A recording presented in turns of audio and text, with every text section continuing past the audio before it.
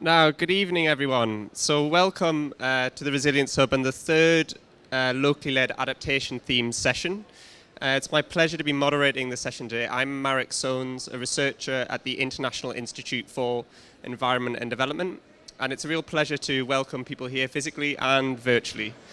And we've got a jam-packed session today, but really exciting focus on this third LLA session on connecting local action to global policies, gateways and gaps. And today we're going to have a real focused discussion on climate resilience, but also the just transition and how to deliver just and inclusive climate action from solutions across the world that are being delivered and supported, both being led by those who have been historically excluded from climate change, but also collaborative approaches with those that are the most vulnerable and have previously been excluded from decision making with government and with other stakeholders to deliver collaborative climate responses. This includes solutions led by indigenous peoples and led by women's organisations and other grassroots organisations representing the most excluded, including the urban poor. Now, this session will take an in-depth look at how to deliver some of the 8 principles for locally led adaptation, particularly how to devolve decision making to those who have been previously excluded, and how to deliver collaborative climate action. And I just want to say special thanks to those who can't be here with us today, including Saranjana Gupta from the Huairou Commission and Karen Wong from IID and Tracy Mann from Women's Climate Centre International have been essential in putting this session together. And just to give you a quick overview of the agenda that we've got, so we've got a range of videos and a speaker to talk about grassroots-led responses to climate action from Latin America. We're then going to have a virtual response from one of the international funders, the World Bank, on how to deliver collaborative climate action.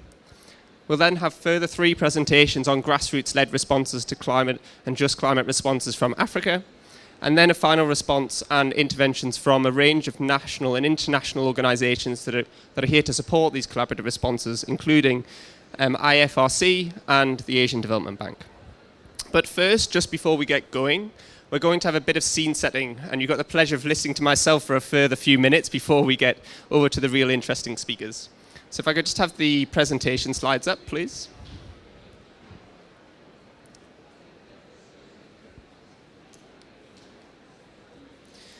So just to set the scene a little bit before we get going, we want to just give a bit of a tour of what locally led adaptation is. This will be familiar to those who have already been attending the LLA theme sessions throughout the week, but we just want to give a bit of a recap to really bring everyone up to speed in why it's so important to hear from many of the organisations we have here today that are representing those that are most vulnerable and have been previously excluded from climate and development solutions. Next slide, please. And next one again. So there's a growing global movement around locally led adaptation. Now, at this COP, I'm certainly hearing an increased recognition of the importance of adaptation, but it's also being recognized that much of this adaptation needs to be led by local people, local organizations, and particularly those that have been excluded from previous solutions, rights, resources, and finance. Now, this growing movement on locally led adaptation has been really led by the Least Developed Countries Group, who have committed to try and deliver 70% of their climate finance to the local level by 2030 within their Least Developed Countries Initiative for Effective Adaptation and Resilience. And as part of the Global Commission on Adaptation's action last year, that culminated last year, included a local action track championed by Sheila Patel of SDI and Dr. Mohammed Musa, previously at BRAC International, really trying to increase the momentum and focus on locally led adaptation. And this initiative has been supported by the COP26 presidency, the G7 foreign ministers, the Race to Resilience also that are supporting this hub, and the Adaptation Action Coalition. Now, next slide, please. Now, part of this growing movement is a set of 8 principles for locally led adaptation that are designed to help guide more inclusive and adaptation that is really led by local people on the ground. And today we're going to hear some really exciting examples of particularly around 3 of the principles, which I'll just touch on. So firstly, devolving decision making to the lowest appropriate level, really devolving adaptation decisions and leadership to grassroots organizations. Secondly, addressing the structural causes of inequalities faced by those who've been excluded, especially women, youth, children, people with disabilities, displaced people, indigenous people, and other marginalized ethnic groups, and really putting them at the heart of the solutions, giving them the power so they can address the vulnerabilities that are really hurting their sustainable development. And the final principle I think we're going to hear a lot about today is collaborative climate action. The importance of not only delivering finance and enabling climate action from certain actors within the system, but collaborative responses between government, between grassroots organisation that can deliver more just climate responses. And next slide, please. And just and those principles have been endorsed by over 57 organisations. So I really hope some of you are in here today and watching will want to join this growing global movement on locally led adaptation. Next slide, please.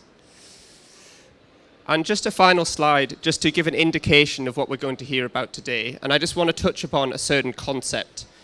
And that is the concept of Frontline Funds. Now, over the last couple of months, we've been working collaboratively with the 10 organisations seen at the bottom of your screen to really map out and showcase to the global community that locally led adaptation is not just a concept, it's not just a set of principles, but it's something that's being delivered on the ground at scale across the whole globe.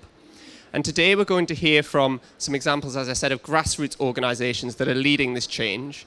And this is a concept that's being really pushed by organisations including Slum Dwellers International and the Huairou Commission around the concept of frontline funds.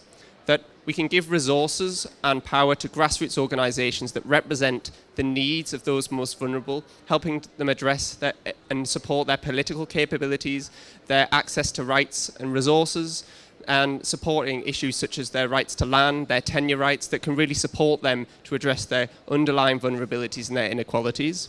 And some of the examples that we covered include the Huairou Commission supporting women's-led climate action, Slum Dwellers International supporting the urban poor to deliver and lead responses to urban resilience. And we're going to hear from some of those responses today. So I hope that's given you a snapshot of this growing global movement around locally led adaptation. And with that, it's my absolute pleasure to move into our first proper full session of the day, so we can stop the slides if that's okay. So it's my absolute pleasure to go into our first full session of the day, where we're going to be looking at grassroots-led responses to and the challenges that grassroots organisations experience in responding to climate change in Latin America.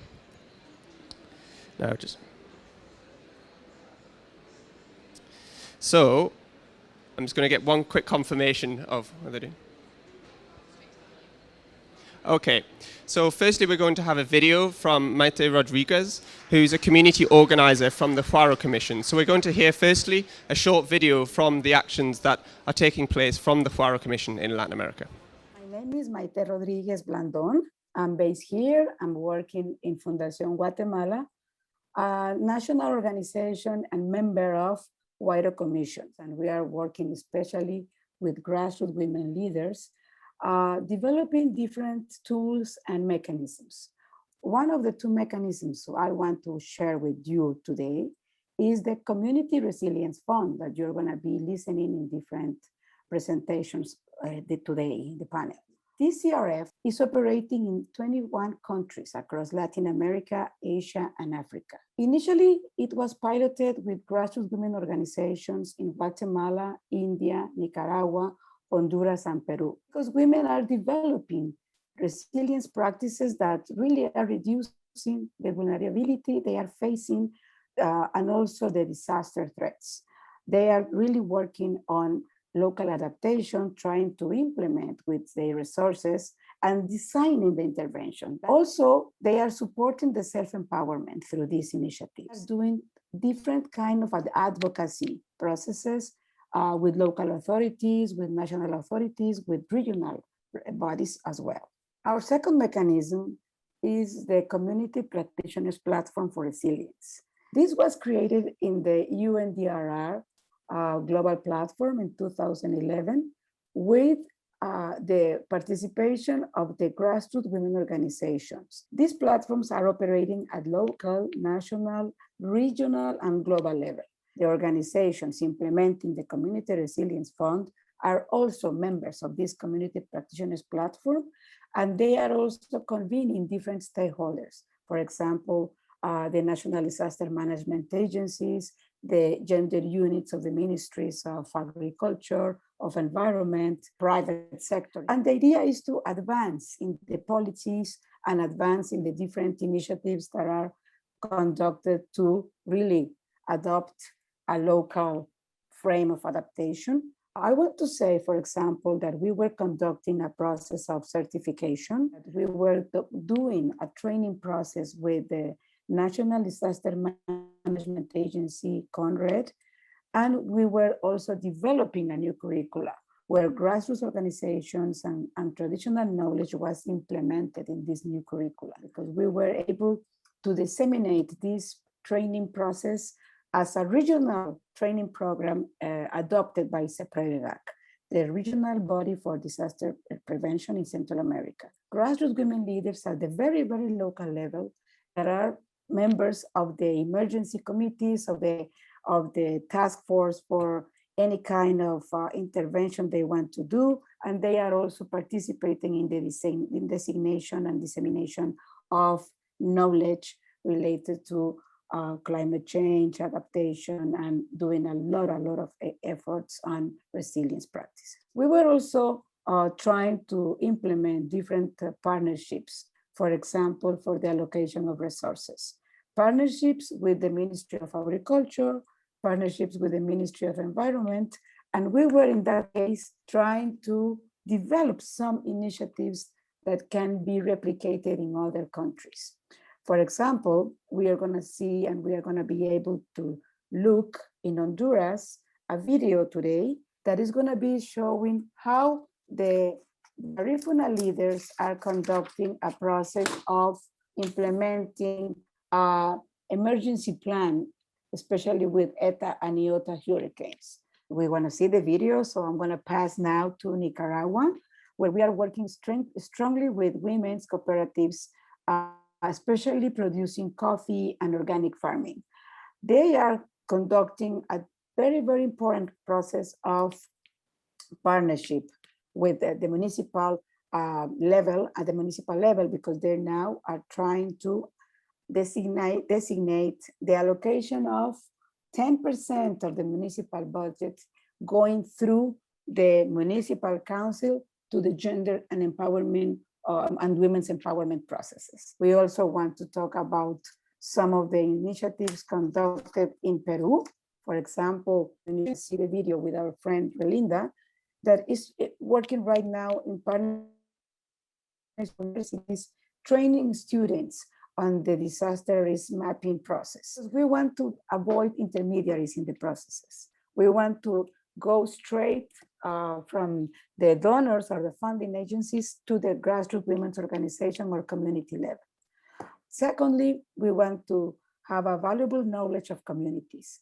We know that communities are the ones who are designing the interventions. We also want to explicitly work on clear understanding of climate risk and vulnerabilities in communities. We know really that we are going to have empowered local communities, and especially grassroots women leaders. Thank you very much. Amazing. Thanks so much, Mete. And I think she is online and will maybe give some interventions live as well in a moment. So without further ado, it's a pleasure to go over to the second video, which is from Ana Lucy Bengochea, a Garifuna funder, Indigenous community leader and coordinator from the Huairou Community Network in Honduras.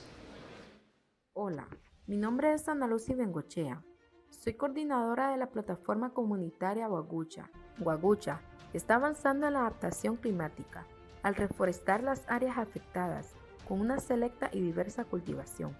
De esta manera, garantizamos la sostenibilidad y resiliencia de nuestros pobladores y nuestros suelos, brindando labores de cultivos y alimentos a futuro para una pronta recuperación.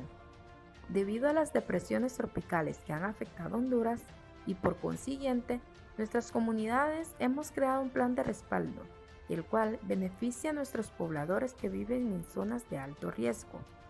Conocidos como albergues comunitarios, un grupo organizado de personas bendecidas, han abierto las puertas de sus hogares para dar alojo antes y durante las tormentas a nuestros damnificados para asegurar su supervivencia. Necesitamos que el mundo acelere las acciones de adaptación climática ahora. En nuestra lucha contra el COVID, hemos implementado el uso de recursos naturales para fortalecer nuestras defensas inmunológicas. Dichos recursos naturales son las siguientes plantas y raíces: cocolmeca, cuacu, eucalipto, pimienta gorda y hoja de guayaba.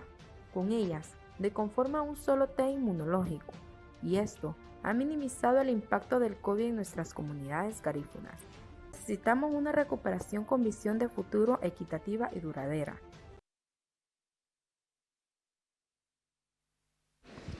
Well, thank you so much again for that second video, Ana Lucy Bengochea. Hopefully she's listening in live. Now it's my pleasure to move on to our first in-person guest. So we have Sara Boche, is a Quechua Maya indigenous leader from Guatemala and the vice president of Tenamit Association in Guatemala. So just to say, we will have translation, so which will intermittently come in throughout the presentation. So over to you. Thank you so much.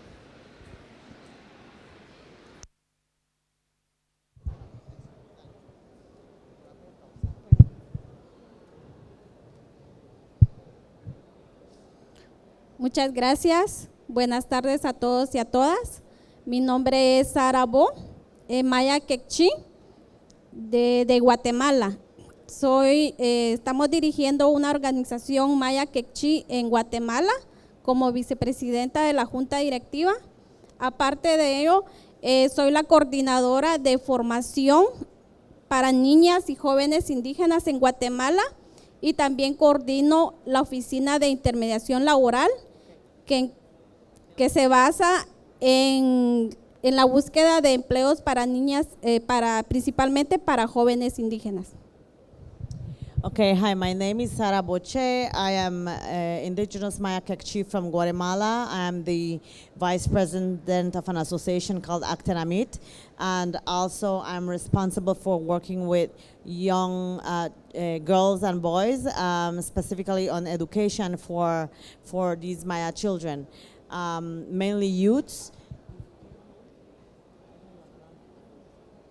And also responsible for employment. Once they finish the school at Tenamit, she's responsible for looking for jobs, employment for these young kids, and they have one of the highest percentage of employment insertion, I think it's called, where they have up to a 98% of insertion into the labor force after graduation.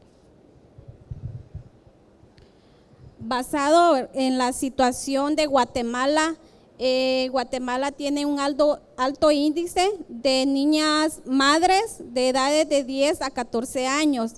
Por aparte también hay muchas familias que han sido están vulnerables sobre el cambio climático. También hay un alto índice de nutrición, principalmente en la región Quechí, en Guatemala. Y la migración, que eso es un problema que se está viendo actualmente. I want to share with you that in Guatemala we have one of the highest percentages of young mothers, girls between from 10 to 14 years old. Also, we have a high percentage of malnutrition. And also, women are being impacted by migration and the effects of climate change.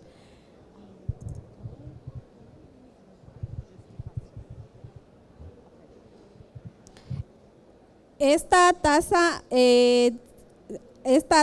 alta, ¿verdad?, que se ve en Guatemala es a nivel de Latinoamérica, y esto se debe al cambio climático y a la problemática, ¿verdad?, que se ve en el ambiente, y por eso es importante que las niñas y jóvenes tengan otras oportunidades. Okay, these high percentages of that we just mentioned, we actually have the highest percentages in Latin America. And also, these percentages are being aggravated or made worse by the impacts of climate change. So this is why it's very important for us in Guatemala as Actenamit to be working, addressing these issues. Por eso nosotros como organización indígena nos basamos en cuanto a la oportunidad de educación para niñas y jóvenes del área rural. And this is why in Guatemala, we specifically work on educating youths, young girls and boys, so that this situation can improve. El trabajo que estamos haciendo en el área rural es formar a jóvenes en cuanto a capacidades técnicas con educación técnico vocacional, en donde se forman a las niñas sobre el tema de empoderamiento. The area of work that we focus with the young girls in Guatemala is on improving their technical capacities and also on vocational skills, and specifically in the empowerment of young girls. Y también es importante que las niñas y jóvenes tengan conocimiento sobre sus derechos. It's also important for us to teach them about their rights. Anteriormente, las niñas de las áreas rurales y los jóvenes, sus mamás o sus madres no tenían esa oportunidad que tienen ahora. And before these generations of young girls that we work with, like their mothers didn't have the opportunity that they are having now. And so that's very critical and important work that Actenamit is doing. Y es por eso que a las niñas se les da estas oportunidades para que se preparen académicamente y que tengan otras oportunidades y que vayan mejorando sus condiciones de vida en las comunidades. And this is why we focus our work specifically with young girls, because we realize that we need to be improving the well-being and the life of these young girls so that they start to improve their life in their communities. And this is why we specifically focus our work with indigenous young girls in rural Maya communities. Por aparte, las niñas y las mujeres jóvenes y las mujeres de las áreas rurales, es importante que ellas tengan esas herramientas para poder adaptarse al cambio climático y que sean resilientes en sus comunidades. And this is why we also are working on issues of climate change, because it's very important that they have the tools and the capacities to build their resilience of their lives and also of their communities. A través del apoyo del gobierno en Guatemala, nosotros como institución tenemos una alianza con el gobierno y con varias instituciones gubernamentales en donde ellos nos apoyan en formar a jóvenes y capacitar en temas de cambio climático, en ser resilientes, el empoderamiento, y también es importante que las jóvenes tengan el conocimiento de cómo sobrevivir y adaptarse en las áreas rurales. I want to share with you that in Guatemala, we have created partnership and synergies with the government of Guatemala and several organizations who support our work in building the capacities of these indigenous girls to help giving them the tools and the empowerment so that they become more resilient, and that they have all the enabling conditions and the tools so that they can adapt to the impacts of climate change at the level of their communities. Con el gobierno, nosotros apoyamos en implementar las acciones y los objetivos del gobierno, en canalizar fondos, y aparte de eso, ellos nos ayudan en la movilización de fondos para poder dar cobertura de educación en las áreas rurales en donde el gobierno no tiene la cobertura. Como institución, nosotros estamos apoyando a las niñas y jóvenes indígenas. In the case of the government, we work along with them to look at their objectives related to climate change, and that matches the work that we're doing on the ground. And so they provide financial resources so that we are able to have coverage in terms of climate change issues in the areas that they cannot cover. And some of the areas that they cannot cover is the rural areas where Actanamit exists and where the Maya communities are. And so there's a merging of interests on behalf of the government, but also with the objectives and the mission of Actanamit to improve that situation in the Kekchi communities. Lo que pedimos también al gobierno en Guatemala es de que nos cedan o nos den fondos para poder fortalecer las capacidades de niñas en el territorio de Kekchi, el cual ellas han sido, son vulnerables en esta situación, y aparte, ¿verdad?, que realmente la pandemia vino a afectar muchísimo y el cambio climático, y es importante que las niñas se sigan preparando y que ellas también tengan oportunidades laborales para ir apoyando a sus propias familias. Also, we ask that the government of Guatemala provide more financial resources for our work to continue because, as we have mentioned before, the situation of indigenous girls is a vulnerable, they're in vulnerable situations. And so climate change makes that worse. With COVID, we saw the worsening also of those situations. And so we need those resources to be able to continue doing our work and to expand the coverage that we already have. Because if we don't improve this situation, then the vulnerability of the indigenous girls is not going to change.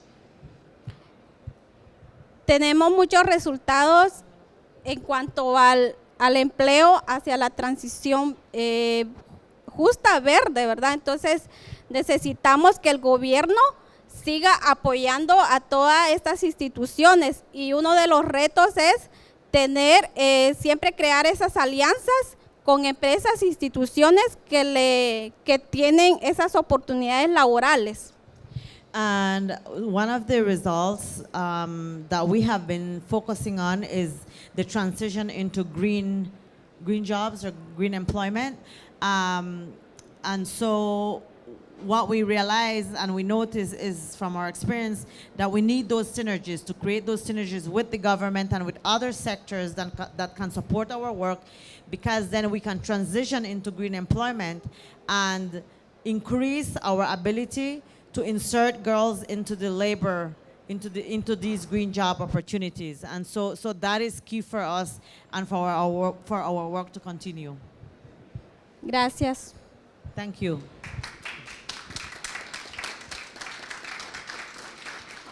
Thank you so much, Sarah Boche. It's a pleasure to hear that. And over to our final video, just before we move on to the next section, who is by Relinda Meleana Souza, who's the General Coordinator from Conamavido from Groots, Peru. Yo soy Relinda Souza, presidenta de la Confederación Nacional de Mujeres Conamovidi, que es una organización que representa a más de 150,000 mujeres que trabajan principalmente en los comedores populares, atendiendo en diferentes tiempos de emergencia y crisis sanitaria y alimentaria como es ahora. Nosotros tenemos un proceso de trabajo, de fortalecimiento de capacidades para las líderes desde hace más de 15 años, desde la Conamovidi y de la Federación de Comedores. Primero es que hemos demostrado con el trabajo y el ámbito de acción que tenemos, ¿no? Desde la comunidad, a nivel de los distritos y a nivel de las provincias, y eso supone un impacto nacional también. Tenemos como producto final es un mapa técnico que se recoge con los datos de la comunidad que se mapea, y esto se convierte en un plan de acciones. Entonces, cuando negociamos, mejor dicho, facilitamos la negociación de los líderes de la comunidad. Nosotros no lo hacemos directamente, lo hacen ellas o ellos. Entonces, esas son herramientas que permiten el diálogo y la negociación con las autoridades locales principalmente, para que puedan asumir y dar respuesta a las diferentes necesidades que se recogen.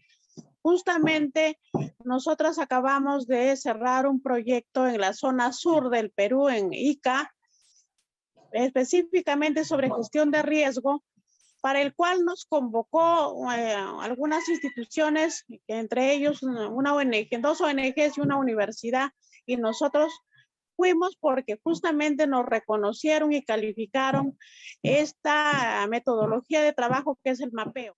Entonces ahí hemos entrado como socios. Y un papel que tiene la universidad o que ha tenido es la formación técnica de los gobiernos locales en el marco de las normativas sobre gestión de riesgos. Nosotras hemos tenido la formación y la sensibilización con las comunidades y su articulación con los gobiernos locales. Mira, sobre todo ha sido un complemento principalmente en la dieta alimentaria, ¿no? Porque en tiempos de desastres, antes de la pandemia del COVID, que también es otro desastre, lo que ha permitido es de alguna manera reconstruir los medios de vida.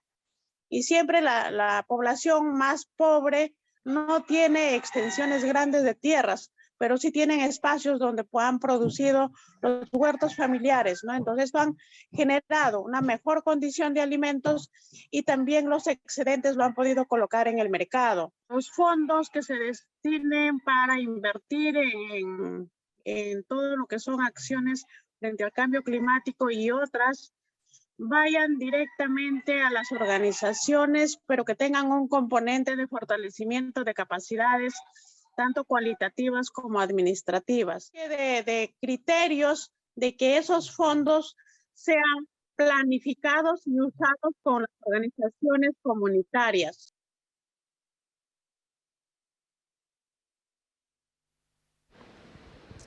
So hopefully if Relinda is listening, thank you so much for that video. So I hope you've really enjoyed those incredibly inspiring interventions on what really is the possibilities and the impact and the benefits of supporting grassroots organizations and those most excluded to climate change in leading the responses. And I few things to keep us thinking as we move through the session. I guess what I heard is really the possibility of focusing on addressing the root causes of climate vulnerability, addressing responses such as responding to the COVID crisis, being able to be flexible, and the importance of being able to effectively ensure more effective delivery of more formalized systems such as those responses by national government, local government and NGOs. They provide, local grassroots organizations provide the tools, the information and the knowledge of local vulnerabilities and risks to really make sure resilience is delivered effectively.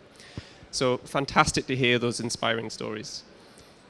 So next we're going to move on to a response from one of our international representatives.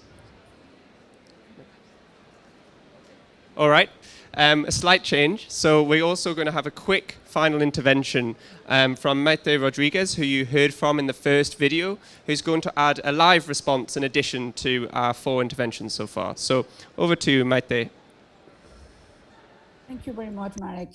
And I'm so happy to be here in online with all of you. But just to mention that the 3 interventions we were listening about what we are conducting on the Community Resilience Fund or the Community Practitioners Platform is related to what we were trying to message. We want to avoid intermediaries in the process.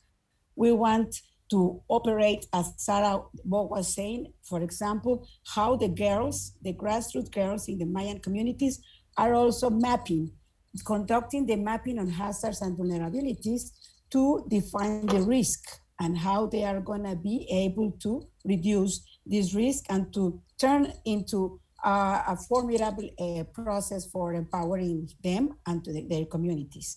We also want to have a valuable knowledge of the communities. We know communities knows completely about traditional knowledge, about indigenous knowledge, and how we are going to deal with all of these processes.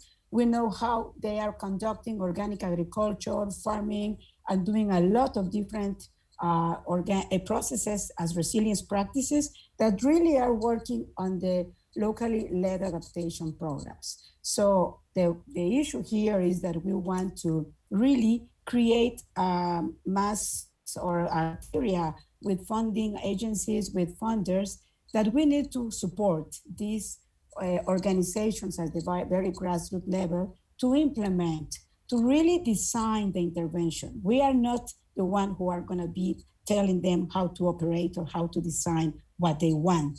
We are only to be some facilitators of the process. And in this case, what we heard from Ana Lucy in Honduras, from Relinda in Peru, and Sarah and myself from Guatemala, is the way that we are operating these two mechanisms. I think there are so many others, but we are very convinced that we are really making a great change. We are really doing a lot of advocacy with our National Disaster agencies, and also with our Ministries of Environment. We are trying to create a different dialogue on climate change. So thank you very much, Marek, and all of you for being there and for the opportunity to share our experiences. Thank you so much, Maite. And I love that call on, I guess I would call it better intermediaries, those grassroots organizations, and unlocking the potential that you have to really deliver resilience from the ground up. So now over to our international response, our first international responder. So we will hopefully be now joined by Margaret Arnold, who is the global lead on the social dimensions of climate change at the World Bank. And Margaret, hopefully if you're there, what does it look like from your perspective from the World Bank to support and fund these collaborative and bottom-up responses to climate resilience and climate justice? So over to you, Margaret. Thanks a lot, Marek. I hope everyone can hear me. It's nice to see you and nice to see so many longtime friends online. I think what it looks like is what you just heard and saw from all of these grassroots leaders that are doing fantastic work on the ground.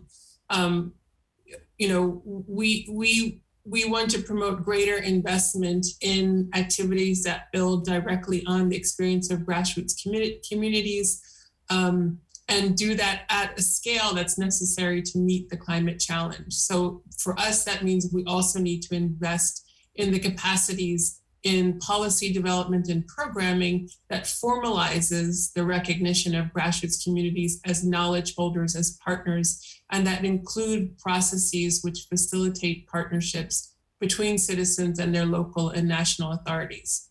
Right? We've known for many, many years now that the principle of subsidiarity, of making decisions at the lowest appropriate level, that's common sense and good practice. And we've heard now from all these great grassroots leaders today how they effectively mobilize to affect change, not only to climate risk, but to all the risks they manage on a day-to-day basis.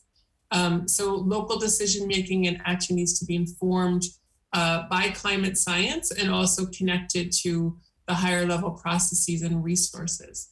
So we need to invest also in those vertical linkages, right? Strengthening the capacities, processes, building systems so that there are certainly, better mediaries or no intermediaries, as you and Maite have just said. That means also strengthening capacities of local governments and other local actors and national level actors to partner with communities in assessing climate risk, in planning for future scenarios, and in identifying and implementing the solutions. I can give you one, the World Bank is, we're one of the largest financiers of climate action in developing countries. Last year, we invested $26 billion, the year before that, $21 billion. And we're trying to invest more in these approaches. We have decades of experience investing in community-driven development, where the money flows down to local level and the decision is made by communities from start to finish.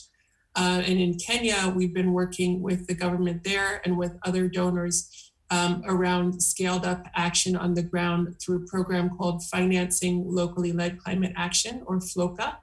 And that is a program that was, it was just approved and it's going to start getting underway. We actually have a global launch at COP next Monday evening in the MDP Pavilion. And what that does is builds on the foundations and structures that have been set up through Kenya's efforts, their devolution efforts to pioneer really the first national scale model of devolved climate finance. the bulk of FLOCA funding, 90% of it flows down to county governments to deliver local climate investments.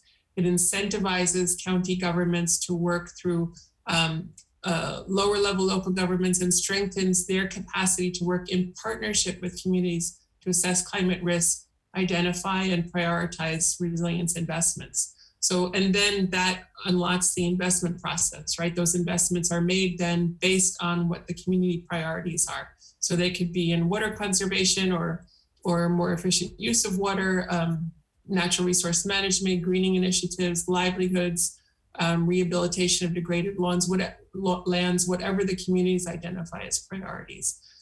We saw this working well in pilots. We see this approach working well in other places through community-driven development programs. So we are committed and to work with other contributors as well to really replicate this model in other countries so that we can urgently get to the scale that's necessary. Thanks, Merrick, back to you. Thanks so much, Margaret. I have a follow-up question to really link to this, but I don't think we have time, so maybe if there's time towards the end, we can get to that. So, thank you so much, Margaret. And now we're going to go to our second set of grassroots interventions, now moving from Latin America, moving to the African context, to really think about what are the stories from grassroots-led responses and the challenges in leading grassroots responses in Africa.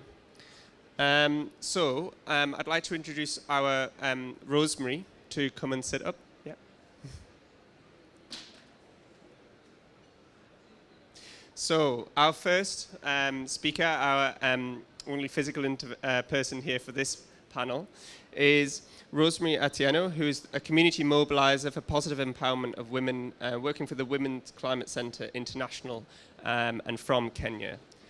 So Rosemary, over to you to tell us a bit about what Women's Climate Centre International are doing in supporting grassroots organisations in responding to climate resilience. Thank you very much. Good evening, everybody.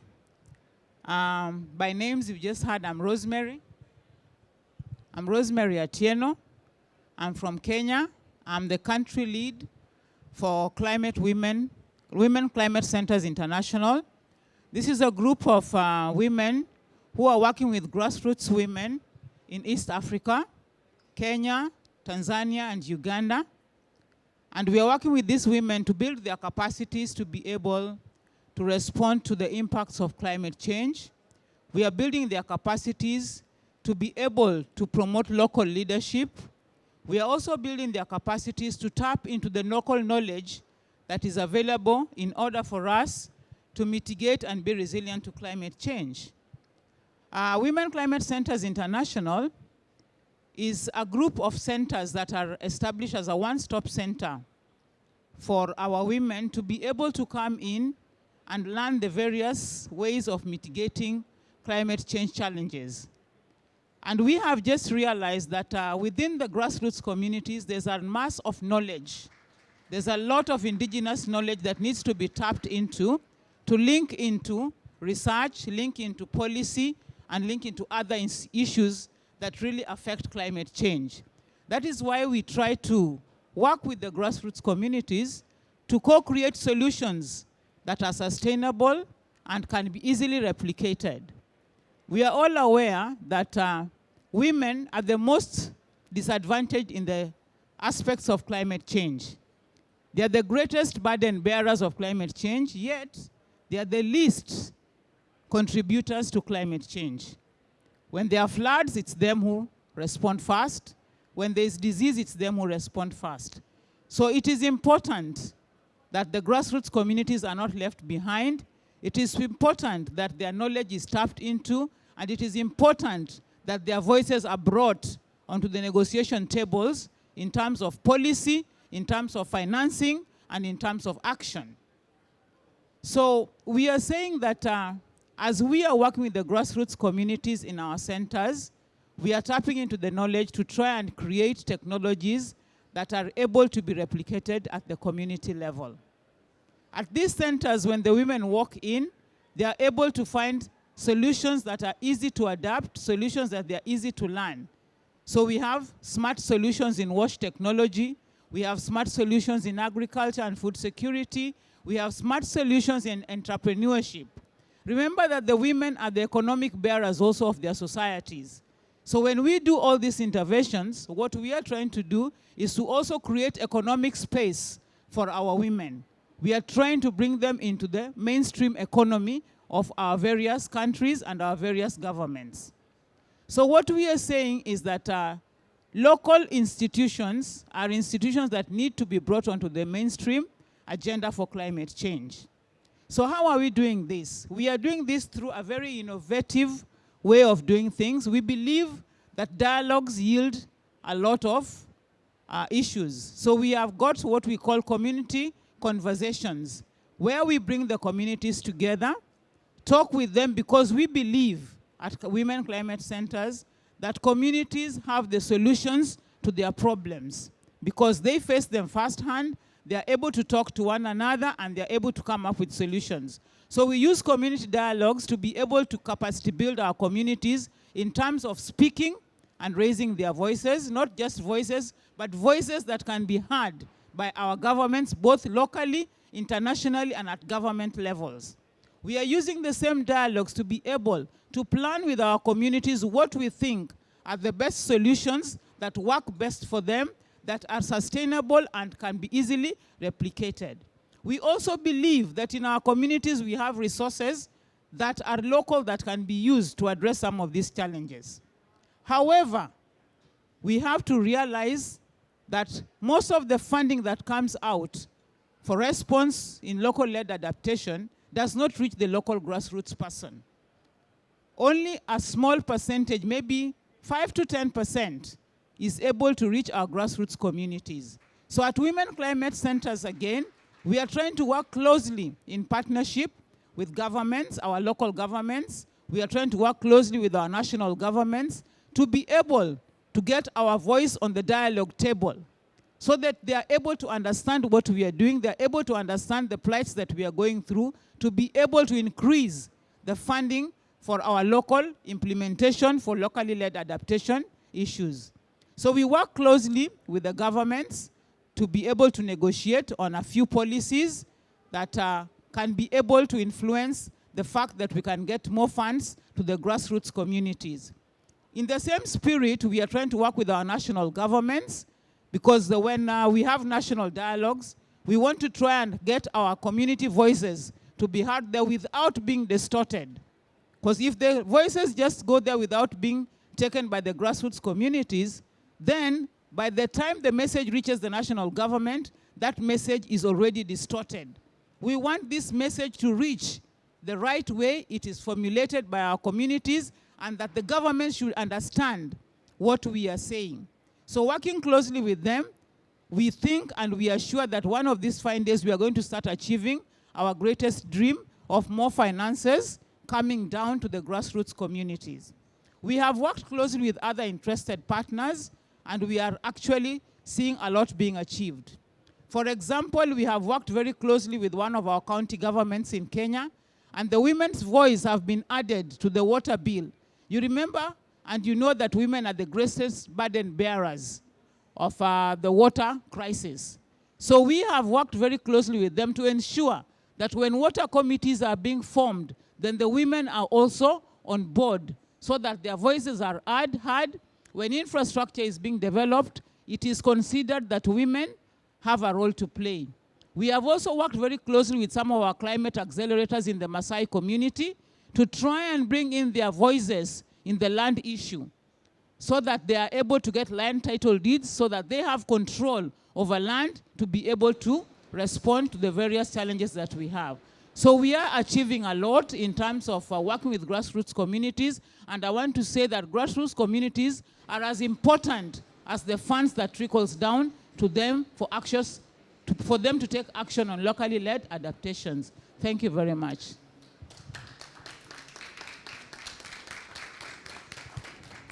Thank you so much, Rosemary. And I really love when you said smart towards the beginning. Local indigenous solutions are smart.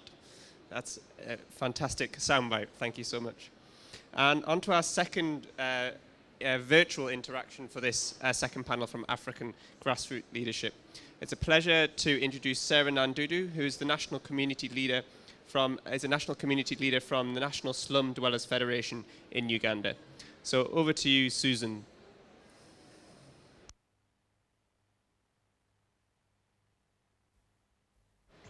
Hello. Susan, are you there? Hello. Sorry, Hello. Sarah. Hello. Apologies, Sarah. Yes, please. Yeah, I have a challenge with my network. Do you hear me? I want to be sure that you hear me. Yeah, we Yes? hear you. Go ahead, Yes. Sarah. Yep. My apologies, please, for having a funny network. Thank you very much. And my name is Sarah Nandudu, as you just mentioned, a national leader for the National Slum Dwellers Federation of Uganda. I am actually the coordinator of the federation. Now, the federation is affiliated to Slum Dwellers International. What you'd call us is maybe SDI Uganda, in short. So the discussion at hand today is an interesting discussion, and we are proud to be part of this panel to share a little bit of our experiences as regards to climate change issues and having it maybe move steps to global stage. As a network of the urban poor in Uganda, we have tried our level best.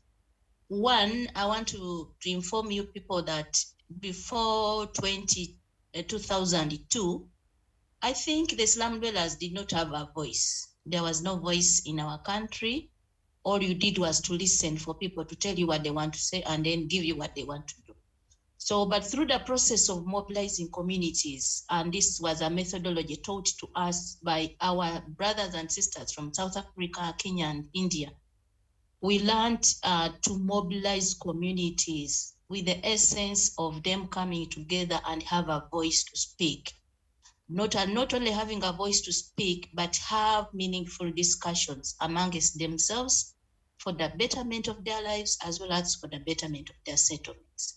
So the strength behind savings is very, very critical to our work, in that through saving groups, you strengthen communities into meaningful work. So the essence of coming together is to highlight a few challenges that you go through and then have to get solutions to them.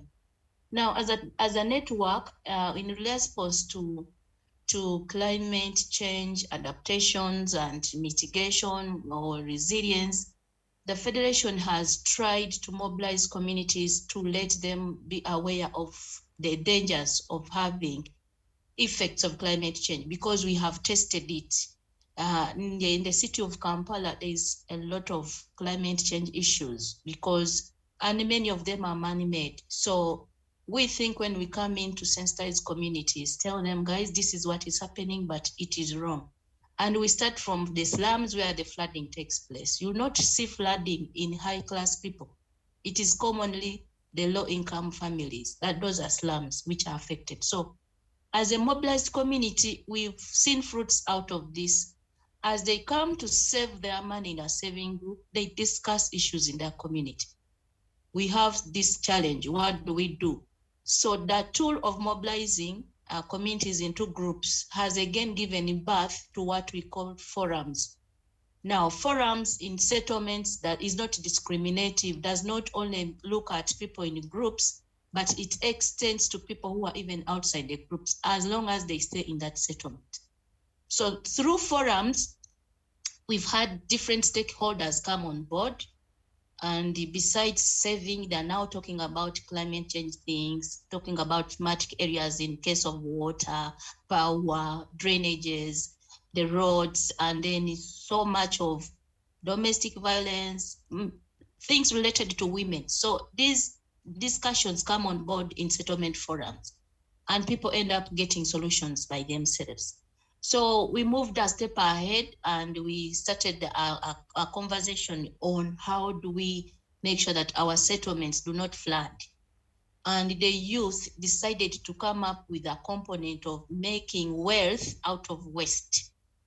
how did they know that they are averting effects of flooding? So when people discard plastics, these biodegradable materials, the youth in their groups come in and sort these things. Remember, these are the things that block the drainage channels, but hence for them, they come up and make profit out of this waste that is blocking. While they are removing the waste, they are unblocking the blocked channels, but at the same time, they are earning a living. So this has helped us to even avert many of crimes in the community, where these youth maybe have been taking marijuana, they are addicts, but we have tried to go in and sensitize them. Look, you can have a meaningful life, but you can do ABCD. And many of them have been transformed in that way. And they are now supporting communities to ensure that there is no crime in the community, to ensure that there is no littering in the community, to ensure that every dirt has been handled. Because even in our process, we have a component of climate, of environmental change effects that should not be seen in our community. So people who work on environment in the communities are responsible for seeing that communities are kept clean, communities are kept with good people who are not crime people in the community. So this has helped us because our process puts coming together and then teaching people how to do the best that can help them to come out of poverty. And then another thing that we have tried to do as a network is to form partnership. And for us, we call it meaningful partnership because local communities have partnered with local governments, which has not been the case before. And local governments have now understood that the best solutions can only be got through communities because they own their problems and they have solutions to the problems. Once you do for them, that will be for you. But once you do with them, that is for them. And that is sustainability. So our local leaders have come to realize that I think there is value to work with these local communities because then you will earn sustainability of whatever you want to put in since they will own it. So we've implemented a number of projects ranging from toilets, which are of different varieties called biofuel toilets, which are resistant to any climate, be it drought, be it rain, be it flooding. So we implement this with the local leaders, and because of this, they are supported to give offer land to communities where there is no land to ensure that they put up constructions in those settlements of good sanitation units, as well as supporting them to bring these trucks that collect waste which they have removed from the drainage channels. So this partnership which is working in that the community brings, local government brings, and there they all move together. So, but the initiator is the community because there are the problems of these challenges and they have to create solutions for them. And indeed, they have been able to create those solutions. And this cuts across to women because women, like my friend, one of the speakers mentioned, are vulnerable to all effects of life. And I mean negative effects. Talk of a child is sick, talk of water, because women really need water more than any other person.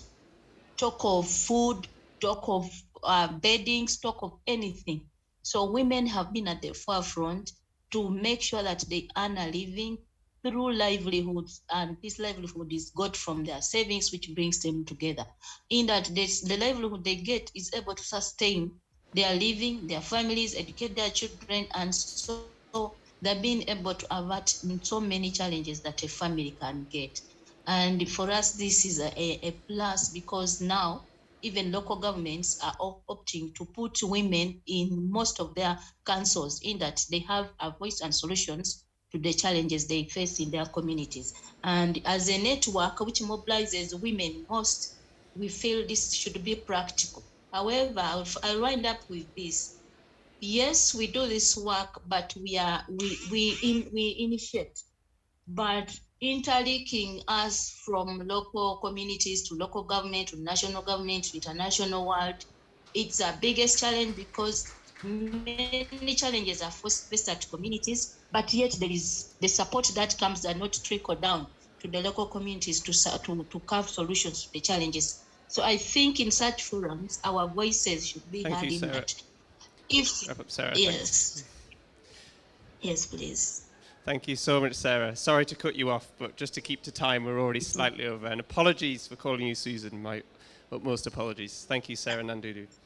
Now over to our It's final okay. virtual speaker for this session, who is Beth Chitekwe Biti, who is the Acting Manager and Managing Director of Slum Dwellers International. So Beth, are you with us? If you are, over to you.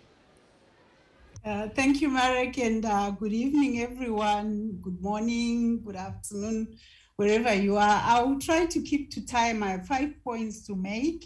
Thank you all, my colleagues who have made presentations. You made my job easier. What I wanted to focus on is just to look at why local election is really relevant and important for global policies. The first point I would like to make is that which all our grassroots leaders have already pointed to, is that local communities know what works.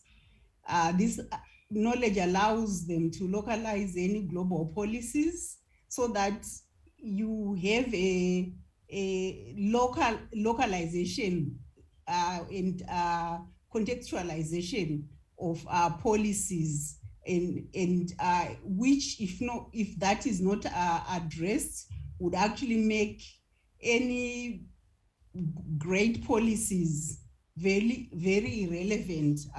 Contexts differ even within the same country. This also can lead to better targeting. We have the SDI network, very good examples that came out of the COVID pandemic. Our Kenyan affiliates was able to use the data they've collected for years to develop a method to provide support, financial support, to informal workers who had been made redundant because of the lockdowns.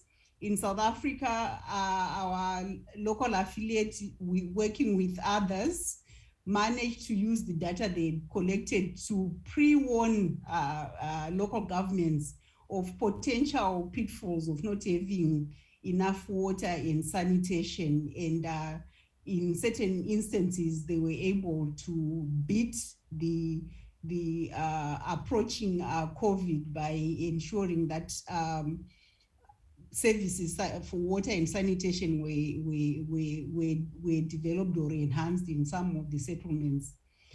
There are also existing and established capacities in managing financial resources, which may make a little go a long way. Sarah spoke about savings that SDI affiliates in the different countries where SDI is active use as a tool.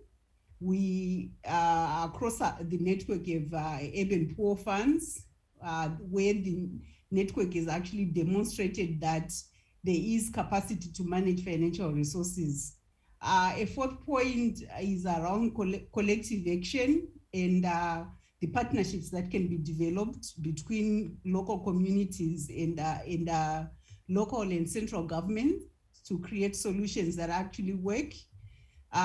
However, we also, aligned to this, we also have a concern that is coming out of some of the solutions that national governments often proffer to address climate change, and this relates largely to forced evictions that are often justified due to the effects of climate change. And this is a very serious issue in coastal cities, where often communities who have lived and subsisted out of work in coastal neighborhoods are often moved because there's a perception that there's need to build walls to counter sea level rising. But often communities are never consulted, and ultimately this actually leads to one way of trying to address a challenge leads to exclusion and exacerbation of poverty. I was very encouraged by Margaret from the World Bank's position around the World Bank's commitment to resource local level adaptation initiatives by working with the very local level of government, and in the case of Kenya, those are the county governments. I think this is very encouraging. However, we also hope that this means ensuring that there's not lip service that is paid to the inclusion of the excluded local communities, because we understand that there is actually a real cost to exclusion. We have seen the impact when a crisis or an emergency happens, and global humanitarian agencies come in. I think in our region here in Southern Africa, it was the Cyclone Idai 2 years ago. There is enormous resources that go into addressing climate emergencies, which could actually, in some respects, be taken to address or to increase local adaptation and building resilience by for communities.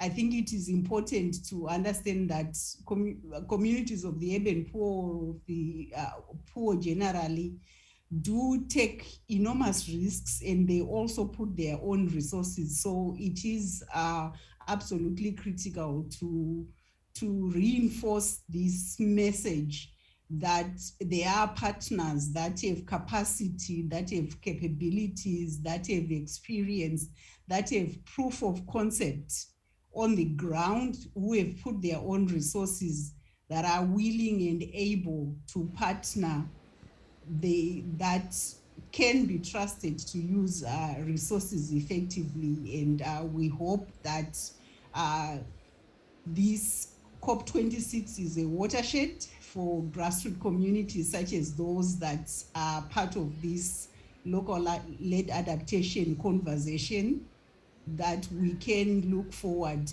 to an increase in financing of local level initiatives that can scale up what people are already doing on their own. Thank you very much.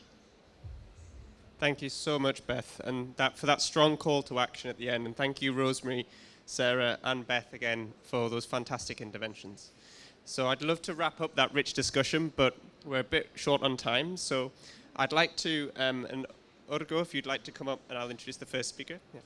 So our first response, so we've got 2 international responders again to those fantastic discussions and insights from grassroots leadership on climate action from Latin America and now Africa.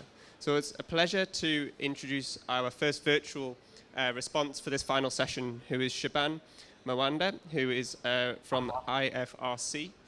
And Shaban, if you can hear us, for our final response, similar to that we asked the World Bank, we've heard from these fantastic grassroots responses to climate resilience, these bottom-up responses. What can organizations, international organizations like IFRC, really do to support these bottom-up and collaborative responses to climate resilience? Over to you, Shaban. Okay, thank you very much. Like stated, my name is Shaban. I work for the Red Cross Red Crescent Climate Center, which is part of the IFRC. We're part of the Red Cross movement. I must apologize, I'm based here. I'm speaking from Uganda, and just before we started, I lost electricity, but I was just lucky. I have a solar light, so which may not meet your lighting needs, but I hope that you can see me.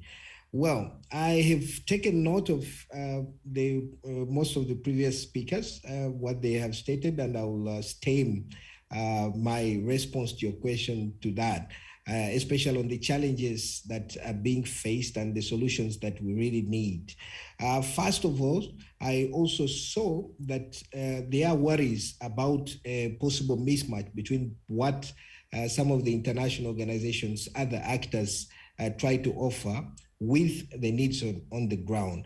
So again, I think that we need to invest more on ensuring that there is adequate consultation on the local adaptation priorities, what the local communities actually need. Of course, there could be a few challenges, for instance, in some communities, if the issues of whether communities are well organized and mobilized. So it's important that we try to ensure that we provide for a fertile ground, investing in ensuring that communities are well organized and mobilized.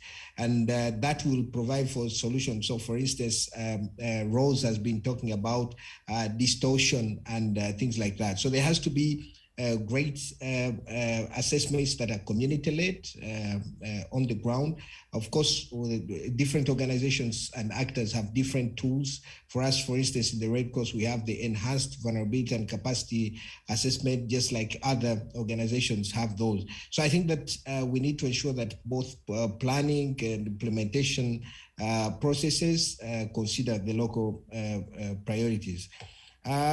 The second, of course, like Sarah has stated, communities are faced with very many immediate needs.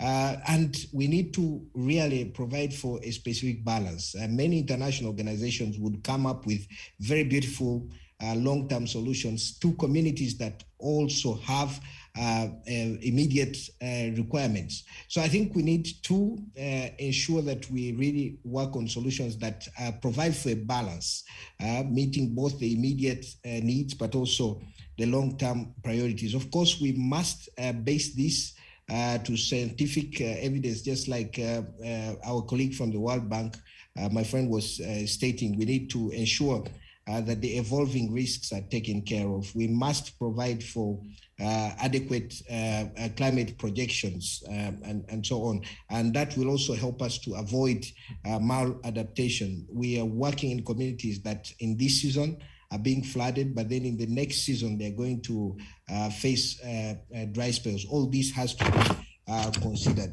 I think the third worry, I think, came also a bit from Guatemala, but I also noted that Sarah has talked a little bit about it, is the issues. How can we reach the desired scale? How are the solutions that we're providing really scalable? So in my opinion, we as actors then have to look at cost friendliness of the interventions that we're giving, if people are going to sustain them and things like that.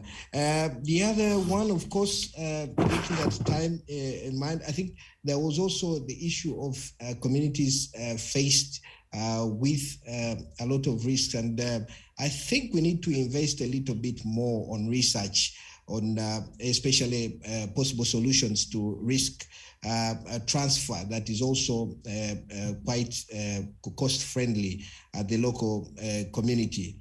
I think that many communities are still dealing with uncertainty. I think it's Beth who also talked about the issue of uncertainty in a different way, where communities really need to be warned on time, and there could be possessing some capacities at that level, but they need to be warned. But we need to also provide for innovative approach for both preparedness and also response. So for instance, for us as the Red Cross, we have also been part of the focus-based financing approach.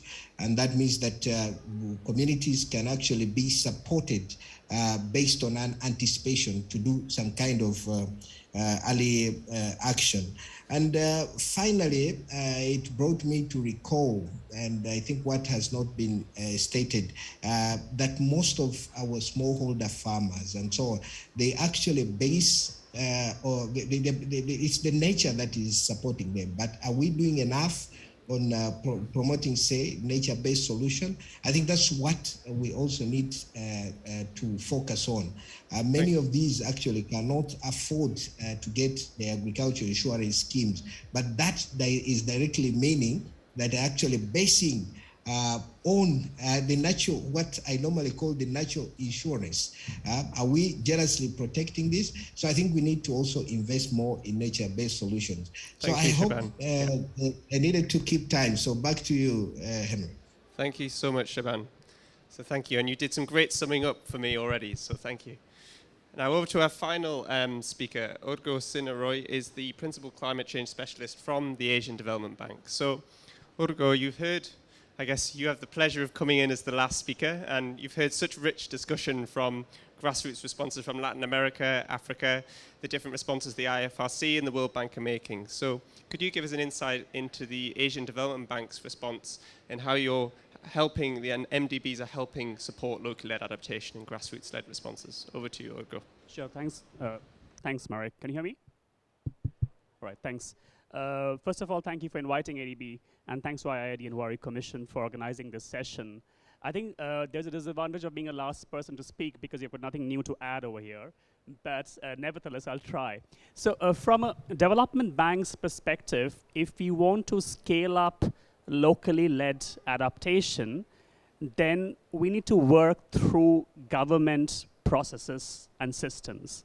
And what I mean by that is we heard about great examples where colleagues talked about skill buildings for women, which means government's skill building programs need to target vulnerable women and bring them in the system.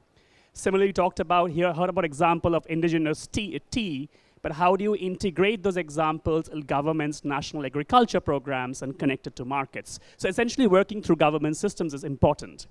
But I think there are three ways which we can do it. First of all, I think we need to take the discussion of locally led adaptation beyond this room to the governments. I think that's absolutely important because the governments need to recognize the importance of it and need to start formally recognizing it in their national climate policies and plans.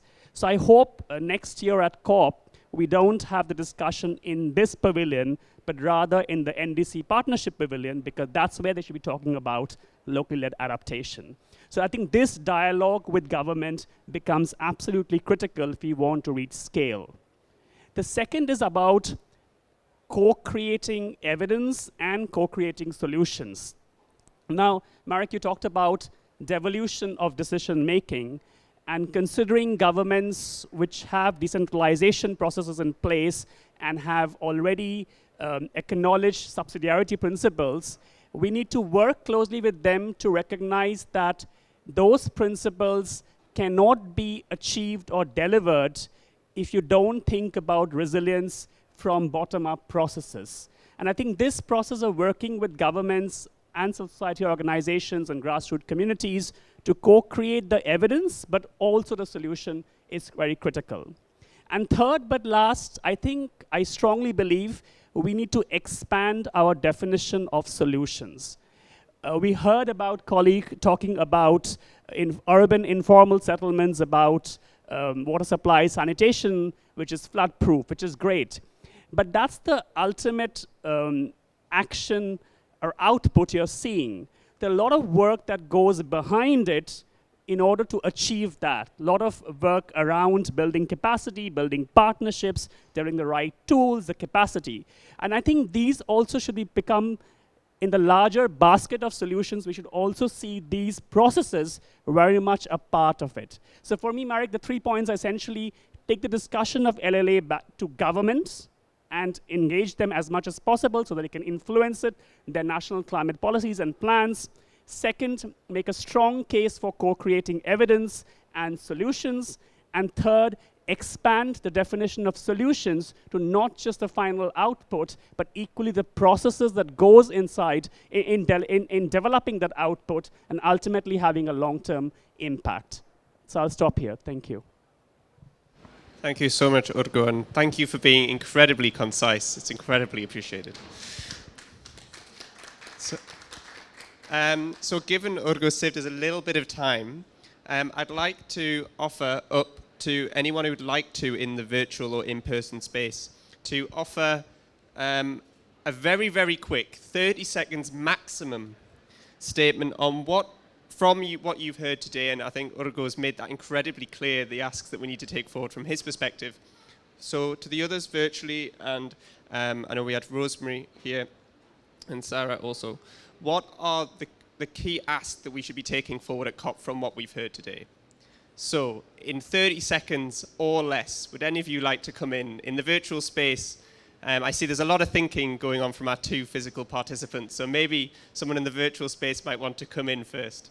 Really, really quick, 30 seconds. What from today should we be taking forward before I wrap up? And don't all jump at once.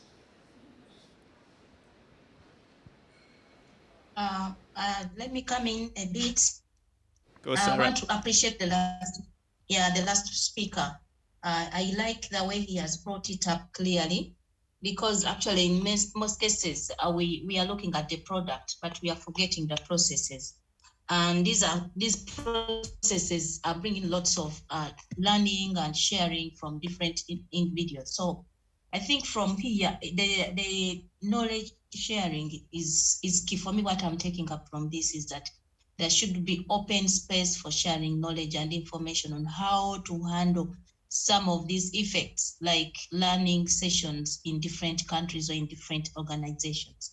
And then lastly, the issue of bringing it on board, not just discussing it as a small team, but expand it to partners.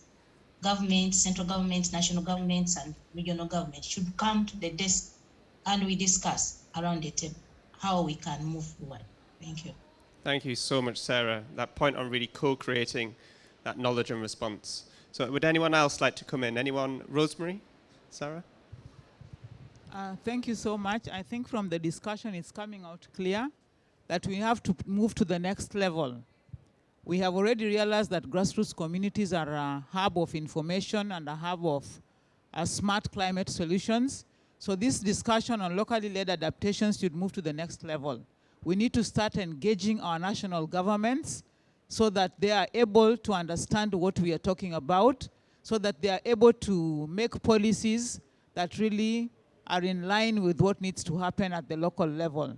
Then I want to agree with the fact that we need to also outline the process that goes into us having these locally led adaptations, having solutions, not just giving the solution. We need to really outline the process so that our governments are able to understand what we are going through and why resources need to come down to the lower level. Then lastly, I think it is important to have our groups that are organized on a table where they can share and understand one another as we continue to co-create solutions in terms of local solutions and research solutions. Thank you.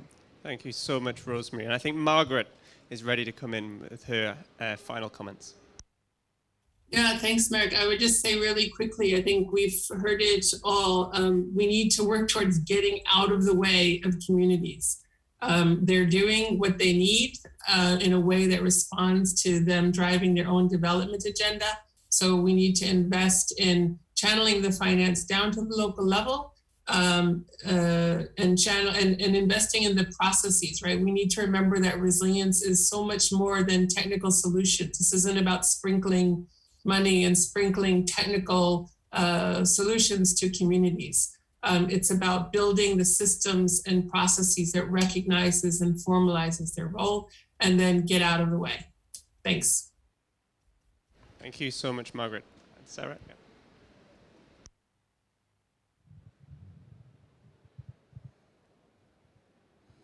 Una de las recomendaciones es que se involucren a las niñas y mujeres en la creación de soluciones de los problemas que se ven en las comunidades. También exigir a los gobiernos que tomen en cuenta la participación de las niñas y de las mujeres y que esto también se involucren en las políticas públicas de cada gobierno. So Sarah is saying that the recommendation coming from them is that the young girls and women be involved in finding the local solutions, so solutions to climate change based on their local situation, and also that governments include this, involve the young girls and women in finding ways to include those solutions in their policies regarding climate change. Thank you. That's it. Thank you so much, Sarah. And finally, to Beth or Shaban, would any of you like to come in before I wrap up with a very, very, very quick final comment? For me, I think it's just to say the local-led adaptation conversation is actually a real opportunity for us to address the climate crisis in a way that is inclusive, and we should take it forward. We really have an opportunity and tools to move this forward.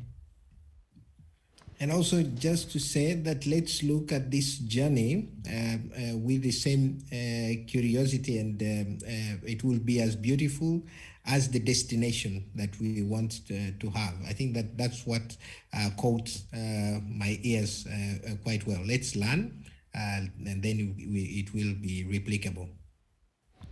Thank you so much, Shaban. And I've forgotten one person, our first speaker, Maite, who might want to just wrap us up before I give a few closing remarks.